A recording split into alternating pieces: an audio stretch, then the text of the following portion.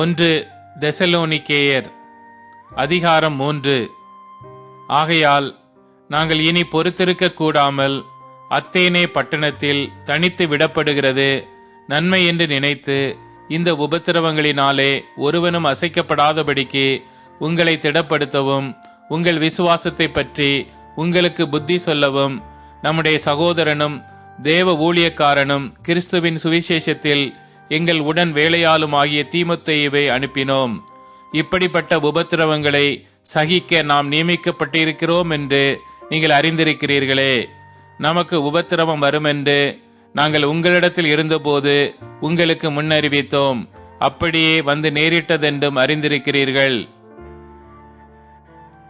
ஆகையால் நான் இனி பொறுத்திருக்க கூடாமல் எங்கள் வேலை வீணாய் போகத்தக்கதாக சோதனைக்காரன் உங்களை சோதனைக்குட்படுத்தினதுண்டோவென்று உங்கள் விசுவாசத்தை அறியும்படிக்கு அவனை அனுப்பினேன்.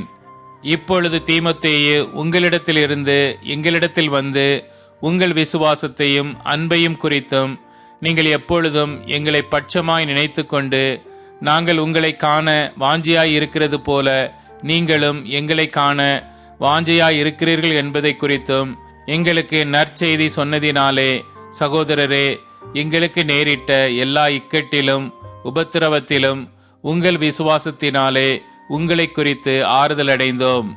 நீங்கள் கர்த்தருக்குள் நிலைத்திருந்தால் நாங்கள் பிழைத்திருப்போம்.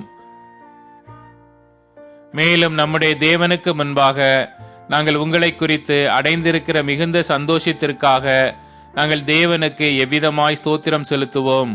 உங்கள் முகத்தை கண்டு உங்கள் விசுவாசத்தின் குறைவுகளை நிறைவாக்கும் பொருட்டு இரவும் பகலும் மிகவும் வேண்டிக் கொள்கிறோமே. நம்முடைய பிதாவாகிய தேவனும் நம்முடைய கர்த்தராகிய இயேசு கிறிஸ்துவும் உங்களிடத்திற்கு எங்களை நேராக வழி நடத்துவாராக. நாங்கள் உங்களிடத்தில் வைத்திருக்கிற அன்பு கொப்பாய் நீங்களும் ஒருவரிடத்தில் ஒருவர் வைக்கும் அன்பிலும் மற்றெல்லா மனுஷரிடத்தில் வைக்கும் அன்பிலும் கர்த்தர் உங்களை பெருகவும் நிலைத்தோங்கவும் செய்து இவ்விதமாய் நம்முடைய கர்த்தராகிய இயேசு கிறிஸ்து தமது பரிசுத்தவான்கள் அனைவரோடும் கூட வரும்போது நீங்கள் நம்முடைய பிதாவாகிய தேவனுக்கு முன்பாக பிழையற்ற பரிசுத்தமுள்ளவர்களாய் இருக்கும்படி உங்கள் இருதயங்களை ஸ்திரப்படுத்துவாராக.